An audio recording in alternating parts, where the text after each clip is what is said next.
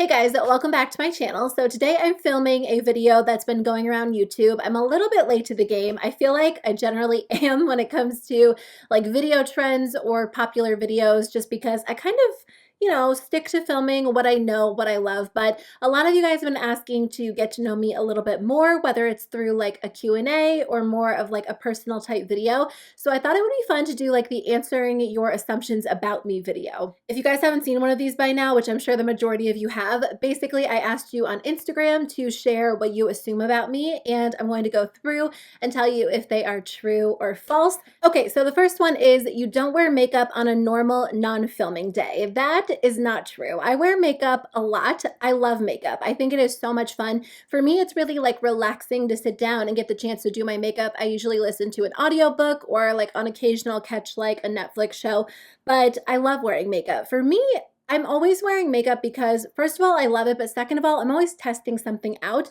On the other hand, I definitely think it's important to give your skin a break. So I probably go without makeup once or twice a week, but I do wear it the majority of the time. I might not wear like a full-blown like colorful smoky eye, but I'm always wearing something or testing something. A lot of you guys assumed something very similar to this. You are early to rise and very organized. I don't think I wake up super early. I wake up at 7 a.m. every morning, which is early enough, but I don't think it's like super early. Like I would love to be the type of person who wakes up at like 5 a.m. and gets a ton done in the morning. I wake up at 7 and then I go to work out and then, I get to my day. So I feel like even when I wake up at 7, sometimes I don't have enough time in the day when I'm going to bed at like 11. As for being very organized, I think I'm organized in some areas and disorganized in other areas. I kind of feel like my life is like organized chaos.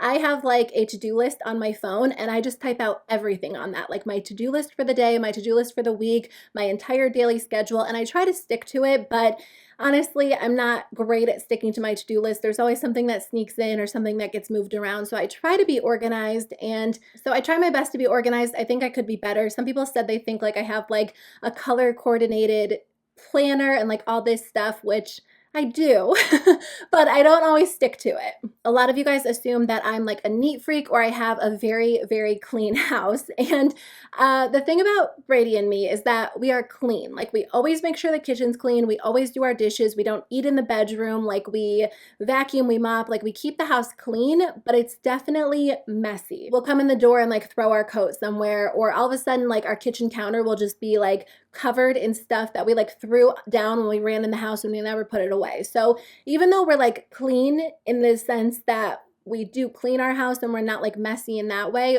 it's not like a perfectly organized clean house. Like we're definitely not neat freaks, but we're more so, I guess, clean freaks, if that makes sense.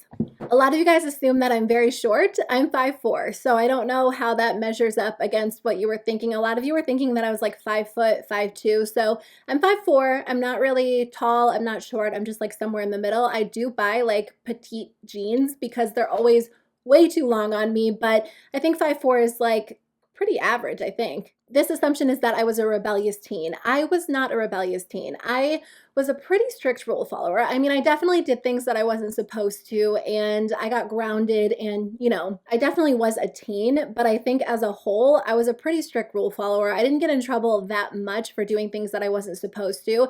I think maybe like I skipped school once or twice, or I don't remember doing anything that was like so rebellious or defiant. I think I was just pretty much a rule follower, even though I did tend to have like an attitude and I would push my parents a little bit, but never anything too crazy. A lot of you guys assume that I'm very, very conservative, and I guess I could see how you would think that through my YouTube videos. I mean, that's my personality. Like how I am on YouTube is my personality in real life. I'm a pretty like low-key person. I've never been like a wild and crazy and like super expressive person, but I guess I don't know how to answer that one without a more specific assumption, but no, I honestly wouldn't consider myself to be super conservative. Maybe in some ways, but truthfully, like when it comes down to it, I don't consider myself to be conservative in a lot of ways, which I think would probably surprise a lot of people. Along with that, a lot of people say that I seem very private, and I am private, and it's not something that I necessarily love about myself. For me, because I film beauty videos, sometimes it's hard to share like the personal side of my life because I'm always talking about makeup makeup or skincare, and I don't usually venture out and film too many personal type videos. And it's not because I'm necessarily nervous or hesitant, it's just because I think innately I am more of a private person. And it's not just when it comes to the internet, but even when it comes to like personal relationships. I'm not the person who really like overshares, or if I run into somebody, I'm usually asking questions about them rather than volunteering information about me and my life. I just like for like my life and my home and my relationships to be mine, and I don't typically like to share a whole lot about them, which is something that I don't love about myself. I wish that I was able to be more vulnerable and more open, but I don't know. I think innately it's who I am. I'm a private person. I just love to keep things to myself for the most part, but it is something that I'm working on, because I think when you are willing to be open and you're willing to share a little bit more, it allows you to connect further with other people. So that's something I'm working on, but it's not necessarily something that I do on purpose. I'm not trying to like keep my privacy in every single aspect of my life. It's just something that I think is innately me. A lot of you guys assume that I'm an introvert. I am definitely an introvert, 100%. I definitely relax and recharge by being alone, and not always just alone. Like, I love to be at home with my husband and my dogs too, but I definitely like to have like that alone time away from people, away from crowds. That kind of goes along with the assumption, like a lot of people assume that I'm a homebody, that I don't like to leave my house, that I prefer to stay home than go out. I definitely prefer to stay home, but it's not practical in my life. I do a lot of things outside the home. I'm definitely not, someone said like that I'm a hermit. That's definitely not the case. I leave the house every morning at 8 a.m. to go work out at the gym with like a group of people, which is really great. And I'm really involved at my church. I do a lot of things on the weekends. Like, there's just a lot that goes on in my life that doesn't happen at home, but I love to be home. I love my home. We've created an environment that I find really relaxing, really comfortable. So I love to be here with my husband. If I had my choice between like going out with a group of friends on a Friday night to like go hang out or being home with my husband and my dogs, I would 100% choose being home. So I got a lot of assumptions about kids. Surprisingly, a lot of you guys assumed that we don't want to have kids. Somebody assumed that like I even dislike kids. I did get a few of the opposite assumptions, like I want a bunch of kids. There were just tons of assumptions about kids. This is definitely an interesting topic. It's probably one that I could film an entire video on, because when you are married and you're in your 20s or your 30s or your 40s or whatever, for me, Brady and I got married like right after we turned 22. So we were pretty young. And the second you get married, people start asking when you're having kids. Because we grew up in a pretty conservative background, it was pretty much the norm for people to get married very young and have kids very young, even younger than 22. And whatever you decide to do, whatever works for you, I mean, that's perfectly fine. Now, for us at 22, I felt, and Brady felt like we just felt like we were so young and we were in no place to have kids. But at the same time, I think because people are always asking, and a lot of our friends had kids and a lot of people got married so young in like our circles of influence, we assumed that we were going to get married and have kids like 1 year later. We're like, we'll give it a year to enjoy marriage and have fun, and then we'll have kids. We had so much going on. We were getting used to being married. And at that point, like, we were both working a job that we hated, but we kind of had just stumbled into after college, and we were working it to make money and pay the bills, and we just weren't ready. And then I think another year came and we weren't ready. And like, we really wrestled with it from like our mid 20s, like 24, 25, because we just felt like so much pressure to have kids. And we were like, this is what we're supposed to do. We got married. We've been married for like 2 years. We're supposed to have kids. We went home to Brady's hometown, and we had run into somebody who I guess he had known maybe from high school. They were like a little bit older than us, and they were like, how many kids do you guys have? And we were like, we don't have any kids yet. I think we were like 24 at the time.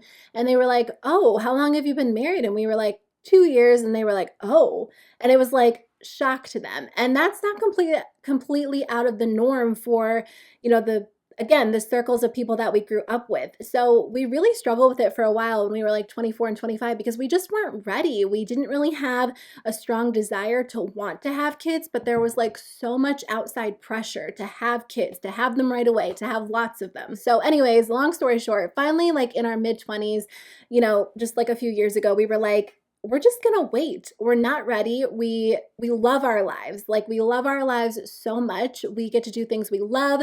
We have so much fun with each other. We're best friends, and we didn't feel like we had this need and desire to have kids right away. So I think at that point, maybe we were like 25, 26, we're like, we'll just wait until we're 30 and then we'll kind of revisit the idea again then. And we've just lived the past few years like guilt-free about it, and we've enjoyed our lives so much. We have so much fun, and I'm sure when we have kids, we're going to enjoy that stage of our lives in a different way, but I don't know. So we are 29, and 30 is right around the corner, and I think we're getting to the point where we definitely see it in our near future, whether it happens in like a year or two or a little bit further down the road. Kids, I think, as of right now, are something that we definitely want and we are definitely considering, but it's not, the number one priority in our lives. This person assumes I'm Latina. I did get a lot of assumptions about my ethnicity, my background. I've said it in videos before, but people are always so shocked. My dad is 100% Filipino, so I am half Filipino, and I think that's what shocks people the most. My mom is half Puerto Rican, so I'm a quarter Puerto Rican, and I don't know the rest of my background that well. I want to do one of like the 23andMe tests because I am definitely curious, but people definitely don't think that I'm half Filipino.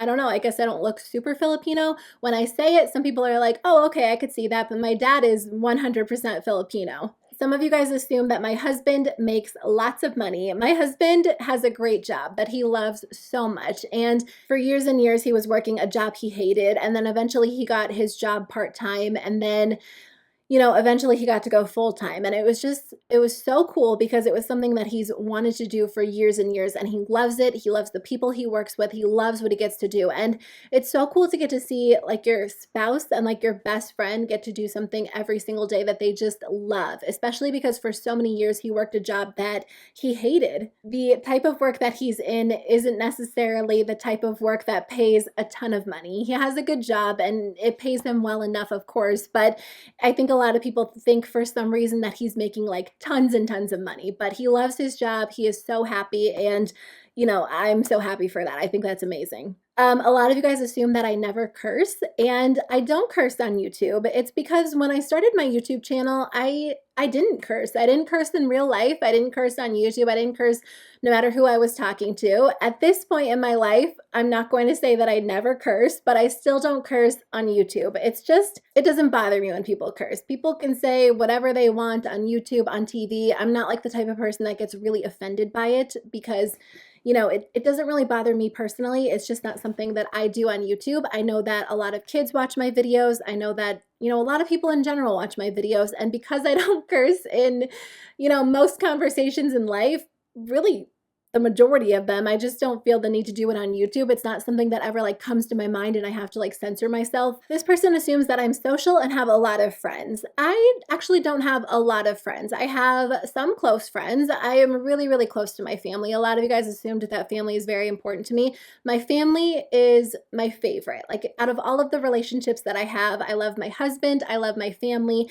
and I'm so lucky. I get to live so close to my parents and my sisters. Brady's family, unfortunately, lives pretty far away. Unlike, we're in the Northeast, they're in the Midwest, so unfortunately we don't get to see them as often as we would like to, but whenever we do, it's so much fun. I love being around family, but thankfully I do get to live near my sisters and my mom and my dad and my nieces, and family is so important to me. So whenever I do have time, or whenever I choose to make time to spend time with other people, I always choose my family. I love being with them. I love hanging out with them. Family is just important to me, and we're all so close. We have such a great time. We try to have family dinner every single Sunday night, which is important to all of us, and I just love them. I love spending time with them, and my sisters are my friends. So I feel like when I am social, I tend to be more social with my sisters and my family, but of course I have other commitments and I do have other friends, but when it comes to socialization, I definitely love to be with my family. This person said, your husband is your BFF and vice versa. My husband is my best friend. He is my favorite person. I love him more than anything, and he is the person that I just love to be with. We were friends before we started dating. We've been together since we were 18, and he came up and introduced himself, and we were at like this awkward like mixer get to know you kind of thing, and they told us to like go introduce ourselves to someone new. And him and his friends came up and introduced themselves to me and my friends, and we just started like hanging out randomly. Like we would just see each other. The college we went to was very small. We didn't have any classes together, but I think like some of our friends, we had like mutual friends. Anyways, we were just friends for a long time. And then we just spent so much time talking on Instant Messenger at night. I don't know if any of you guys are old enough to have experienced Instant Messenger. He just became my best friend, and he still is. And it's so weird, like when I read articles on the internet that are like, why your husband shouldn't be your best friend, or like why he shouldn't be your confidant, like why you should have girlfriends. I believe that it's important to have other friends and other relationships outside of your spouse, but he's 100% my best friend. I would never want it any other way, because he's the person that I spend the most time with, and he's the person that I want to spend the most time with. We share a life together, and I love that we're able to spend so much time together and have so much fun and just be able to do, you know, stupid things like watching Netflix, or serious things like having important conversations about our beliefs and, you know, what we want for our future. Yeah, he's definitely my best friend. We have so much fun and I love it. A lot of you guys assume that I want another pug. I would love to have another pug. I check the rescue sites in my area all the time, and I would love to just like rescue and adopt another pug so much. At this point in our lives, I think practically we just kind of know it's not the right time. I love my pugs so much, and I would love to have a third little pug running around, but I just think with like the dynamic of our family, me and my like little fur children, it just doesn't work. Our one dog, he's not old. They're only like a year apart, but he acts old. Like he's a very grouchy dog. And our other dog, like our girl dog, she's like acts super young. So she's always so excited. And sometimes he gets a little bit annoyed at her. And I just don't know what it would be like having a third dog running around, especially a rescue dog, because you know, when I look at the rescue dogs, a lot of them are older, a lot of them require special care. So our house is very small. There's not a lot of area where they could like spread out and have their own space. So I just feel like it would be a little bit more difficult. Eventually, if like the right dog came around, you know, I think maybe we would love to, but Brady's pretty happy with 2 dogs. He was never a dog person before he met me. He never had dogs growing up, so he kind of became a dog person, and he loves our dogs. He's like a great dog dad, but I think 3 might be like pushing the limit for him. I got a few assumptions that I'm pretty religious. I love church. Church is important. Faith is important. For me, I have faith. Church is important to me. Religion is not. I don't necessarily follow a strict set of guidelines and rules. I just try to love as Jesus did. What I choose to believe in is Jesus. I believe that what he taught was important. I believe that he was the type of person who shared and showed love to everybody. And that's what he calls us to do. He calls us to love God and love others. And that's how I personally try to live my life. I just try to love others and serve others. I am very active in my church in different ways. You know, they really just teach things that I think are true and important and practical and applicable, and people who aren't church people or who aren't religious feel welcome there. And I think that is so cool and so important, because you know, the Jesus that I believe in and I follow was just somebody who loved others, and he was somebody that people wanted to be around. So to get to go to a church that exemplifies that type of love is so important to me. At the same time, it's something that I've had to work through. You know, I've been on YouTube in my 20s, and my 20s have been such a weird formative time in my life where I've just tried to form my own opinions and make up my own mind on so many subjects, whether it's been kids or faith or politics or beliefs. And you know, sometimes it's hard to share that on the internet because I'm not completely sure where I'm at sometimes. So that's probably why I don't open up about a lot of personal topics as much as I would like to. Okay, I think we'll end it there. Thank you guys so much for sharing your assumptions. I hope you guys found this video interesting, or, you know, you got to know me a little bit better. I really appreciate you guys taking time out of your day to watch my videos and leave such kind assumptions. I've watched some of these videos, and some of the assumptions that people get are kind of hurtful, kind of mean, and I just didn't experience that at all. So I appreciate you guys so much. Thank you for watching my videos and supporting my channel. I really appreciate you guys. I hope you have a great day, and I'll see you very soon with a new video. Bye.